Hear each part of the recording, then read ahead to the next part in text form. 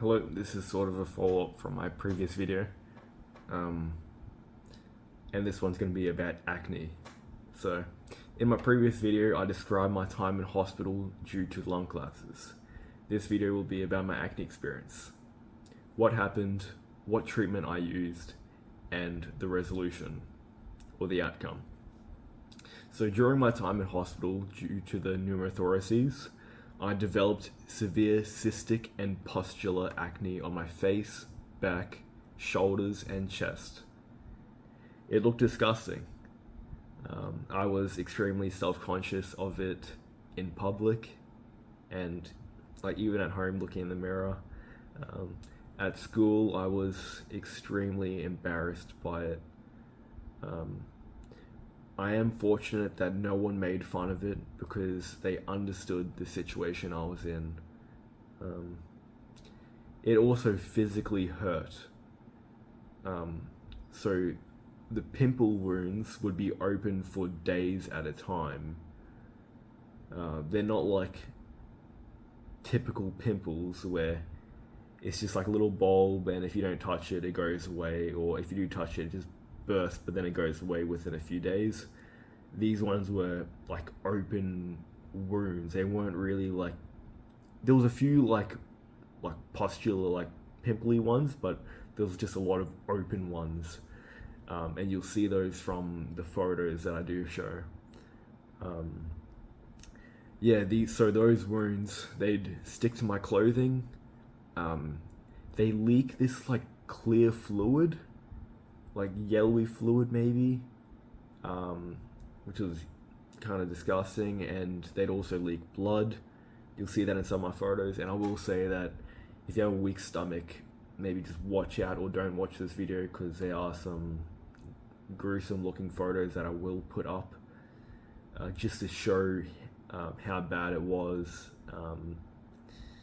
and just showing everything.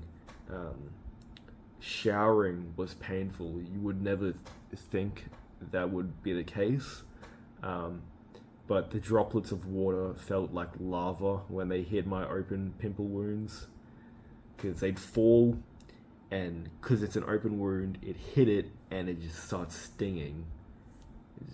That was not fun having to do that every single day. And there's this large wound on my chest. You would have seen it if you watched my prior shorts. I'll show you it really quickly. But it's this one right here. It's the size of my nipple. And yeah, that wound was persistent for roughly a year. A pimple was active for about a year. It's crazy to think. And when I say active, I mean it was open for a year. I'd wear a bandage over it every day so it doesn't stick to my shirt at school. But this would make it stink. By the end of the day, it was smelly. It was disgusting, and then you could see the scabbing around it when you pulled it off. And because I put the band-aid on it, it would mean that the wound never really healed with the band-aid on. So I probably could have done something better, but like the best option would just be to probably like not have a shower for a while and make sure absolutely nothing touches that area. Like you have to wear an open shirt. It would be hard in that situation. I was just trying to do what I thought was the best treatment for it. But talking about treatment, this is my treatment part of the video. So during my time in hospital for the pneumothoraces, my mum didn't want me to start treatment for my acne and to focus on my lungs, which I don't know if there was the best way around it, but she was just trying to do what she thought was the best way to care for me. So yeah, that's fine. After my time in hospital and with no lung collapses for a while, I reached out to my GP for treatments for my acne. He started me on topical tretinoin, and it didn't work, but I do believe like it really dried up my skin and made it scaly, but yeah, it didn't work. And the method for solving these things is typically start at the thing with the least risk and then progress. If that one doesn't work, go to the next one that has even more risks but maybe more likely to work. If that one doesn't work, go to the one that has almost 100% success rate, but it does have a lot of side effects. I'll get to that. But after the topical tretinoin, they started me on doxycycline pills. That didn't work either. And then given my prior treatments, my new dermatologist, so the GP referred me to a dermatologist, and they started me on isotretinoin, or another word for it is Accutane. And they started me on these tablets at a low dose. And then successful results began within a couple months. Skin was really drying out, but fewer amount of pimples. A lot of people do say that at the start there's like a purge phase where the amount of pimples actually increases for a few weeks and then it starts getting better. But in my case, I think it just started getting better. It didn't get any worse. It was already pretty bad. The dermatologist then slowly increased the dose for my treatment period, like over the months, until all my acne was gone and only scars remained. At that point, I backed off of the pills and eventually came off of it. And after then, I've had no severe outbreaks at all. I get a pimple every now and again, but for the most part, my skin is really pimple free. So during my time using Accutane, I followed the dermatologist's advice and used a gentle face scrub during my showers and followed with moisturizer every day. And yeah, so when I got on the plan, they just recommended me use one of these face scrubs and use one of these moisturizers. And you do that every time you have a shower. It just cleans it all up, and then when you moisturize it, instead of your body creating the oil, you're moisturizing your skin yourself, and it's just a clean way to do it. And it ensures that you won't get crazy amounts of flaking. I still got a lot of flaking, but I reduced it definitely. Hopefully I have a video of a photo of the flaking, because it was pretty gnarly. It was like a bowl of cornflakes on my face. Yeah, it was pretty funny looking back on it. And also just touch the affected areas minimally. Touch them as little as possible. You don't want to be touching your face all day. You don't want to be touching your back and shoulders all day if it's all affected with open wounds. That's just more bacteria to spread. So Accutane decreases oil production in skin and therefore dries the exterior surfaces of the body.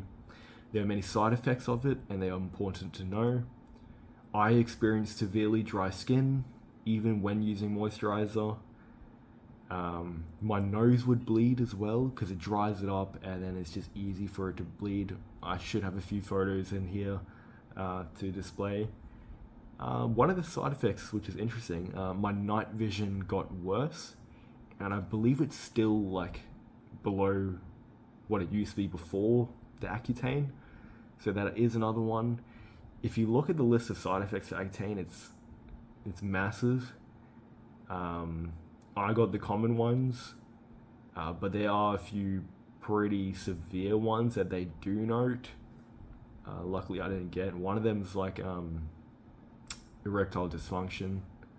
I didn't get that, but yeah, if you're ever looking into it, that is something to consider, but I don't think that's a very common occurrence at all. The usual one's just dry skin. And my skin was so dry during the time of using Accutane that during my sleep, my body would scratch the affected areas. So my body would naturally, because it's being irritated, it wants to scratch it off. So during sleep, I'd be scratching all my pimples. It was typically on the face, not really the back and shoulders, but or my neck. And obviously that's not a good thing, because it'd be detrimental because my nails would rip off the scabs at night, and this would prolong the recovery. If you don't let the scabs are there to heal. If you're ripping them off, they got to come back again, and then come back again if you rip them off again. So it's just prolonging it. So furthermore, it would leave large red areas that turn sticky that day, and the next day it'd be a large area of scab. So because I'm scratching it, it's just like anything that you scratch, it all turns red and inflamed. And if you do it for long enough, it's going to irritate the skin that much. Just like in my previous video I mentioned, when they physically scrub your chest wall, it turns sticky. And so that's the same thing that happens with your skin. It'll turn sticky for about a day. Day after, it'll all be like scabs, which, it isn't helping too much towards your confidence or your self-esteem, especially at school. But it was just another thing there. Yeah, it damaged my self-image. To combat this scratching at night, and this is pretty funny, I kept up with the moisturizer and implemented a physical barrier. So this is kind of creative, and my brothers and mum thought it was pretty wild and a little bit funny, but I had to do what I had to do. So I'd tape or get my mum or brothers to tape my arms behind my back with duct tape so that I cannot reach my face or body with my hands. I'll try and do a demonstration right now without the duct tape. So, yeah, I'd tape my arms, and then put the duct tape all the way around my back to the other arm, and then do it as tight as possible around my back, and fall asleep in that position like a mummy.